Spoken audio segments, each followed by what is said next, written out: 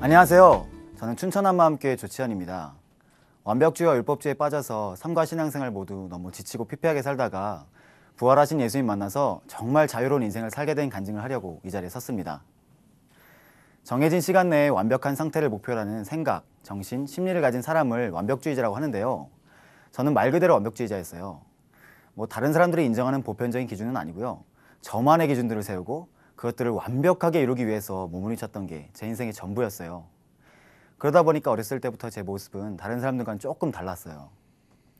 초등학교 때였어요. 제 친구가 샤프에 샤프심을 가득 채운 걸 보았는데 와, 그게 너무 완벽한 거예요.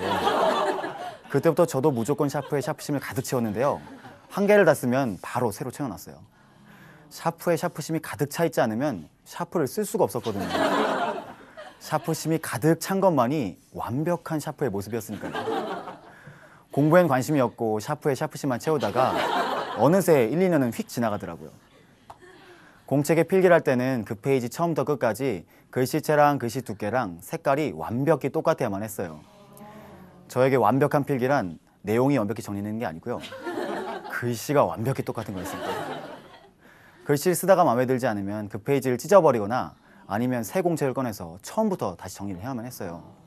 그러다 보니까 나중에는 공책을 너무 많이 찢어서 공책 속지가 두세 장밖에 남지 않던 공책이 집에 이렇게 막 쌓여 있었어요. 제가 군대에서 에피소드가 참 많았어요. 제가 사단장 운전병이었거든요. 사단장 운전병은 사단에 모범이 돼야 한다는 강박감이 있었어요. 그래서 남들이 시키지도 않은 짓을 진짜 열심히 했는데요. 언제는 사단 완벽 군사지도 이거를 만들었어요. 군사도로는 일반 지도에 안 나오거든요. 그래서 이왕 만드는 거 제대로 만들겠다고 생각했어요. A4 용지의 일반 지도를 축소해서 실제감을 살리고 또 펜의 두께에 따라서 도로의 폭을 설정하고 또 수많은 군사시설과 각 부대 본부 건물의 위치, 부대별 주차 방법, 방지턱의 위치, 또 사단 내 전 지역 도로 포장 상태 등등 심지어 비무장지대 안까지 세밀하게 파악할 수 있도록 그려놓았어요. 그랬더니 나중에 제 지도가 유명해져서 전부대에 퍼져 있었고 사단에서는 너무 상세하게 그렸다고 저를 징계까지 하려고 했었어요. 그리고 나서 예비군 4년 차인 올해 제가 근무했던 부대에 다시 갔었는데요. 그 지도 아직도 잘 쓰고 있더라고요. 한 번은 뉴욕 여행을 계획했던 적이 있었어요. 모든 일정을 분 단위로 계획했어요. 예를 들어서 어느 지하철역에 15시 27분에 도착해서 지하철을 타고 11분간 이동, 또 도착해서 다음 목적지까지 도보로 7분간 이동, 이렇게 해요. 어느 식당에 먹을 만한 메뉴랑 메뉴에 따른 가격, 그 식당의 홈페이지 주소랑 전화번호, 또 호텔의 와이파이 가격과 각종 관광지 티켓 가격 등등 전부 다 적어놨어요. 그랬더니 나중에 제 일정표가 유명해져서 사람들 사이에서 돌고 돌더니 어느 날은 제가 모르는 사람이 제 일정표를 들고 있더라고요. 남들은 이런 행동들이 참 답답하다고 했어요. 근데 가장 큰 문제는 제 마음속에 있었어요. 100이라는 저만의 기준이 충족되지 못하면 모든 게 아무런 의미가 없었거든요. 저한테 0이든 99든 100이 아니면 전부 다 0이었어요. 어떤 일을 하다가도 제가 세운 기준에 티끌에도 충족이 안 되면 그 일 자체의 의미를 잃어버리니까 엄청 자책하고 우울했어요. 공책에 글씨가 완벽히 써지지 않아서 찍고 쓰고를 반복하다가 나중에는 막 욕을 하면서 공책을 확 집어던지기도 하고 짜여진 시간 계획대로 여행하지 못하면 여행 내내 화를 내면서 머리를 팍팍 때리면서 걸어다니기도 했어요. 남들에게 피해는 안 주면 그나마 다행이겠지요. 저는 제가 세운 기준을 다른 사람들한테 적용하려고 하다 보니까 제 주변 사람들은 진짜 힘들어했어요. 최대 피해자는 제 동생인데요. 밥 먹을 때 수저를 식탁에 직각으로 딱 놓지 않았다고 해서 막 화내고 TV 프로그램을 어떻게 중간부터 보냐고 짜증내고 또 장 볼 때 카트에 물건을 가지런히 이렇게 담지 않았다고 해서 막 혼내고 그랬어요. 이 얘기를 들으신 저희 교회 어느 분은요. 치현아, 너 진짜 완전 또라이였구나. 이렇게 말씀하시는 거예요. 하여간 저는 하루하루가 이런 식이다 보니까 다른 사람들과 함께 산다는 것 자체가 너무 힘든 일이었어요. 저는 이렇게 답이 없는 사람이었어요. 근데 하나님께서는 이러한 저한테도 예수님을 알 수 있는 기회를 주셨어요. 중학교 2학년 때였는데요. 제 친구가 자기 교회 가면은 일요일마다 피자를 준다고 저를 전도하는 거예요. 야, 교회는 좋은 곳이더라고요. 매주 피자도 주고요. 하여간 그때부터 가끔 교회를 나가게 되었는데요. 교회 자체는 전혀 관심이 없었어요. 교회를 나가면서 친구들을 사귀게 되고 그 친구들을 따라서 고등학교 2학년 때 처음으로 사경이라는 곳에 가게 되었어요. 처음 갔던 사경에서 저는 큰 충격을 받았어요. 예수님이란 분이 저를 위해 죽었다는 거예요. 아니 이렇게 평범하게 그지없는 저를 위해서 누군가가 죽다니, 누군가가 저를 위해 죽었다는 사실 자체가 너무 충격이었어요. 그때 대학생 형 누나들이 선극을 해줬었거든요. 근데 그 선극 속의 각 주인공들이 짓는 죄가 하나씩 있었는데요. 그 모습이 다 제 모습인 거예요. 아, 그때 알았어요. 예수님이 나를 위해 죽으신 거였구나. 그러면서 갑자기 저를 위해 죽는 예수님 옆에서 아무렇지도 않게 죄를 지는 제 모습이 딱 오버랩이 되는 거예요. 아, 그 모습이 너무 더럽고 비참해서 그 자리에서 통회할 수밖에 없었어요. 다시는 죄를 지지 말아야지. 다시는 이분을 고통스럽게 하지 말아야지. 다시는 이분의 죽음을 절대로 헛되게 하지 않아야지. 이렇게 결심했어요. 사경회가 끝나고 제 머릿속에 이러한 공식이 생겼어요. 나의 죄를 위해 죽으심은 예수님의 사랑. 죄를 짓는 건 예수님을 죽이는 거. 그러니까 예수님을 믿는 것은 죄를 아예 짓지 않는 거. 믿음이란 죄에 대한 완벽한 승리라는 기준이 생겼어요. 그런데 모든 게 완벽했어야 했던 저에게 이 기준은 곧 구원의 기준이 되었어요. 예수님이 저를 위해서 그렇게 고통스럽게 죽어주셨는데 어떻게 믿는다는 사람이 죄를 지을 수가 있겠어요. 성경을 배우면서 성경 속의 제자들의 삶에 대해서 배우게 됐는데요. 그들의 삶의 모습 또한 제 신앙의 기준이 되었어요. 그들의 삶을 보니까 전부 다 예수님이 죽었더라고요. 결국 저에게 구원이란 죄에 대해서 완벽히 승리하는 것과 제자들과 완벽히 똑같이 사는 것, 이게 결론이었어요. 뭐 당연히 잘 될 리가 없었죠. 단 한 번도 제가 세운 기준을 충족해 본 적이 없었어요. 그래서 이렇게 생각했어요. 아, 역시 이건 내 힘으로 되는 게 아니구나. 하지만 괜찮아. 난 예수님 사랑하잖아. 열심히 믿으면 하나님이 도와주실 거야. 하나님, 저 정말 열심히 믿을 테니까요. 이 기준들은 하나님이 직접 채워주세요. 열심히 믿으면 하나님이 채워주실 거라고 믿었어요. 그래서 정말 한 번도 안 빠지고 매주 성경 공부 모임에 참석했고 또 숙제도 꼬박꼬박 다 했어요. 뭐 주일 성수는 너무 당연했죠. 예배 때마다 눈물로 부르짖고 찬양하면서 기도했어요. 또 각종 수련회도 필히 참석했고 단기 선교도 2번이나 다녀왔어요. 하여간 교회에서 시키는 거는 전부 다 열심히 했어요. 그런데 아무리 열심히 해도 항상 제자리인 거예요. 예배랑 수련회랑 단기 선교 기간 중에는 정말 죄도 거의 안 짓고 제자들처럼 뜨거운 중심으로 막 목숨을 걸겠다는 다짐이 나오니까 그때만큼은 정말 제가 세운 기준에 충족되는 것 같았는데 이상하게 끝나고 세상에 발을 딱 디디기만 하면 즉시로 이전과 똑같아지는 거예요. 제가 다른 말씀들은 진짜 잘 지켰거든요. 다른 신을 섬기지 말라는 말씀에 정말 집안에서 호적의 팔 각오라면서 제사를 거부하기도 했어요. 제삿날 당일 일어난 이 초유의 사건 앞에 저를 바라보는 그 가족들의 어이없는 표정은요, 지금도 잊을 수가 없어요. 고등학교 끝날 때까지 이성교제 하지 말라 그래서 정말 나오는 감정을 애써서 막 억누르기도 했거든요. 그런데 아무리 열심히 믿어도 죄와의 싸움은 하나도 안 되고 제자들 같은 삶은 전혀 나오질 않는 거예요. 성인이 되자마자 문제들은 훨씬 더 커졌어요. 성인의 문턱에 이르자마자 저는 세상의 쾌락에 그대로 빨려 들어가 버렸어요. 고등학교를 졸업하자마자 기다렸다는 듯이 여자친구 사귀게 되고 또 고3 반창회 모임 때에는 학교 기독교 동아리였던 친구들이랑 필름이 끊기도록 술 마셨어요. 도대체 하나님이 왜 나를 도와주지 않는 거지? 도대체 왜 나를 내버려 두시기만 하는 거지? 아직도 내 노력이 부족해서인가? 도대체 뭐가 문제지? 문제가 전혀 해결되지 않은 상태에서 군대를 가게 되었어요. 그나마 다니던 교회도 더 이상 다닐 수가 없고 그나마 위로하던 신앙 동료들도 더 이상 만날 수가 없는 거예요. 게다가 힘든 군생활까지 겹치니까 군생활은 정말 너무 힘들었어요. 그러다가 처음으로 심각하게 고민을 해보았어요. 아니, 고민보다는 원망에 더 가까웠어요. 하라는 거 열심히 다 하고 시키는 거 다 했는데 도대체 나보고 뭘 더 어쩌라고요. 도대체 왜 나를 전혀 도와주지 않는 거죠? 저는 언제 죄에 대해서 승리하게 해주실 거죠? 저는 언제 제자들처럼 살게 해주실 거죠? 제 노력이 안 보이시나요? 저 구원받으려면 아직도 멀은 건가요? 아니, 하나님, 당신 정말 살아계신 거 맞나요? 하나님의 존재마저 의심하는 나를 보면서 나는 뭔가 근본적으로 신앙에 문제가 있거나 아니면 하나님이라는 분이 원래 없거나 둘 중 하나겠구나, 이렇게 생각했어요.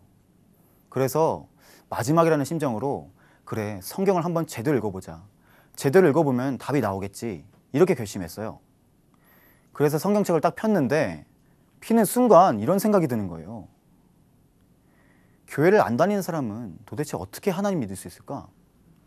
열심히 한다는 나도 이 모양인데 안 다니는 사람은 도대체 어떻게 믿으라는 걸까? 창세기를 폈어요. 노아가 나오더라고요. 근데 그 노아가 무려 950년을 살았다는 거예요. 그리고 노아가 방주를 만든 기간만 70에서 120년이 걸렸다는 거예요. 아니, 나는 120년 살지도 못할 것 같은데 이 사람 100만 만드는데? 딱 이 생각이 드는 거예요. 도저히 믿고 싶어도 믿을 수가 없었어요. 또 모세가 나왔어요. 이 사람은 지팡이로 홍해를 갈다고 하는 거예요. 제 전공이 건축이거든요. 그래서 홍해 현황에 대해서 검색해 봤는데 평균 깊이가 490m고 최대 깊이는 백두산 높이보다 더 깊은 2800m라고 하는 거예요. 아니, 이거 뭐 동네 개천을 가른 것도 아니고 진짜 완전 어이없는 거예요. 도저히 믿을래야 믿을 수가 없었어요. 성경의 장을 넘길 때마다 의심이 들어왔어요.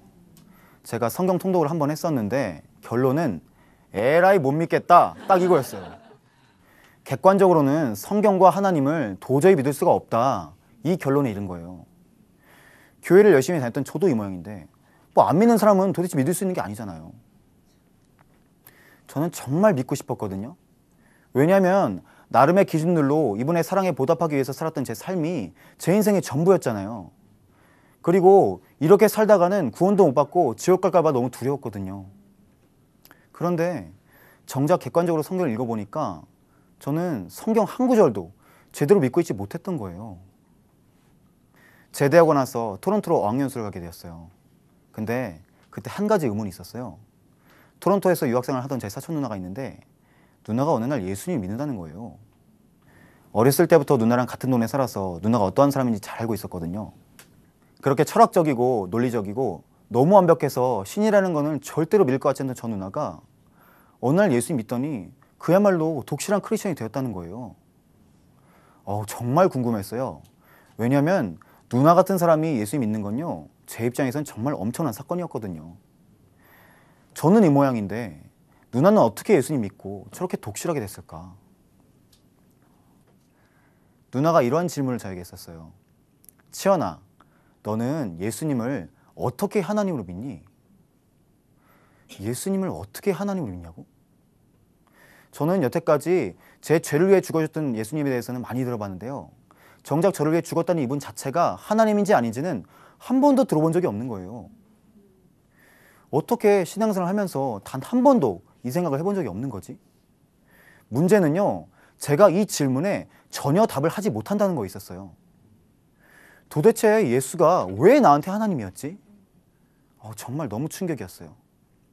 이걸 통해서 제가 예수님을 아무 생각 없이 그냥 믿고 있었다는 걸 알게 되었어요. 누군가를 위해 죽은 위대한 사람, 이게 예수님에 대한 제 신앙의 전부였던 거예요. 와, 정신이 하나도 없었어요. 그날 제 모든 신앙의 밑바닥이 그대로 드러난 거예요. 정신이 완전히 무너진 그때 누나는 저한테 증거를 말해 주었어요. 증거? 증거가 있다고? 2000년 전에 인간이었던 예수가 하나님이라는 모든 삶이 믿어난 증거는 성경대로 죽고 성경대로 부활한다는 요나의 표적이다, 이렇게 말을 해주는 거예요. 그러면서 이분이 죽고 부활했다는 성경적인 역사적인 증거들을 차근차근 보여주는데요. 와, 저는 완전히 그 앞에서 멍해질 수밖에 없었어요. 예수님이요, 진짜로 부활한 거예요. 저도 물론 부활 알고 있었죠. 교회 다니는 사람 중에 부활을 모르는 사람이 어디 있겠어요. 그런데 저한테 부활은요, 달걀을 먹는 기념일이었을 뿐이지 예수님이 하나님이라는 증거라고는 꿈에도 생각해 본 적이 없는 거예요. 그런데요, 그 부활이요, 그날 저한테 실제가 되어버린 거예요. 예수님이 진짜 하나님 맞구나. 이분이 지금 진짜 살아계셨구나. 예수님 부활했다는 게 너무 컸어요. 정말 너무 컸어요. 부활하셔서 지금 살아계신 이분 앞에 실제로 선다는 생각이 드니까 제 머릿속에 이 생각밖에 들지 않았어요. 그럼 내가 여태까지 예수님을 어떻게 믿고 있었지? 여태껏 내가 이분을 무슨 취급하고 있었지? 죄의 대람은 저희가 나를 믿지 아니하며 회개하고 복음을 믿으라. 예수님 믿지 않은 죄를 회개하지 않고 이분을 믿는다는 것 자체가 말이 안 되는 거더라고요. 십자가 앞에서 도망갔던 제자들도 부활하신 예수님 만난 후에야 그제서야 예수님과 말씀을 믿고 그렇게 살 수 있었던 거더라고요. 그때 제 모든 의문이 풀렸어요. 이분이 나를 도와줄 수가 없었겠구나. 내 멋대로 구원 기준 세우고 내 방식대로 믿어버리니까 이분이 나를 그냥 내어버려 두셨겠구나. 로마서 10장 9절에 예수님은 내 마음의 주인을 믿는다는 말씀을 보았을 때요, 그때 정말 제 모든 게 무너져 버렸어요. 예수님 믿는 건요, 행위가 아니었어요. 마음의 주인을 믿는 거였어요. 근데요, 저는 여태까지 예수님을 마음에 믿어본 적이 없었거든요. 아버지, 저는 예수님 믿지 않았네요. 맞아요. 하나님 마음 그게 아니었을 텐데, 하나님은 그렇게 어렵게 해놓지 않았을 텐데, 저는 제 구원의 기준에 매여서 그게 전부인 양 제가 하나님 노릇을 하고 있었네요. 이 중심이 아버지의 마음을 얼마나 아프게 했을지 이제 알았어요. 아버지, 정말 죄송해요. 용서해 주세요. 전요, 예수님을 제 마음의 주인으로 영접한 그 순간을요, 절대로 잊을 수가 없어요. 하나님의 마음은 전혀 모른 채 제 구원의 기준만 붙들고 예수님 도대체 어디 계시냐고 그렇게 처절하게 몸부림치다가 결국에는 이분을 부인하면서 원망했잖아요.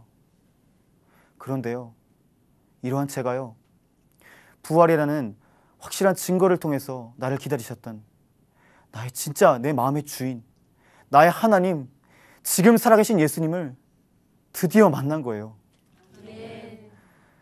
그토록 헤매던 저를, 눈물로 기다렸던 예수님을 드디어 제 마음의 주인을 영접한 그 순간, 그 기쁨은요, 정말 말로 표현할 수가 없어요. 십자가만 바라보던 저에게 이 부활은요, 전능하신 하나님의 나를 향한 가장 큰 사랑의 표현이었어요. 그날 저는 예수님을 제 마음의 기쁨으로 영접하게 되었습니다. 아멘. 그 후로 저는 더 이상 완벽해질 필요가 없었어요. 사실 저는 제 완벽주의를 해결받으려고 예수님을 찾아던 적은 없었거든요. 그런데 어느새 TV를 중간부터 봐도 재밌더라고요.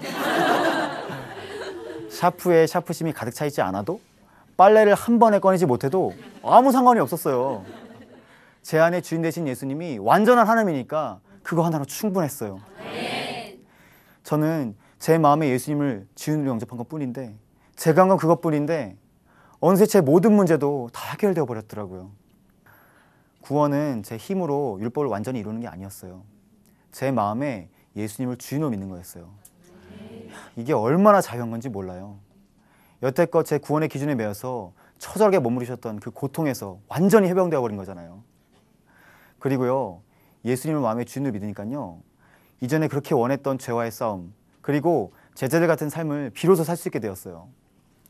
성령의 인도하심으로 정말 사도행전의 제자들처럼 저도 부활의 증인들을 세우고요, 공동체와 함께 말씀과 기도로 죄와 필가에 싸워 승리할 수 있게 되었어요.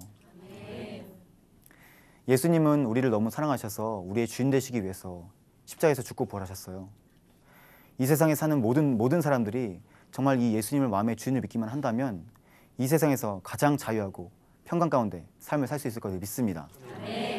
정말 여러분들도요, 이 예수님을 마음의 주인을 믿으셔서요, 이 땅에서 가장 큰 영원한 축복을 누리시기를 간절히 기도하겠습니다. 감사합니다.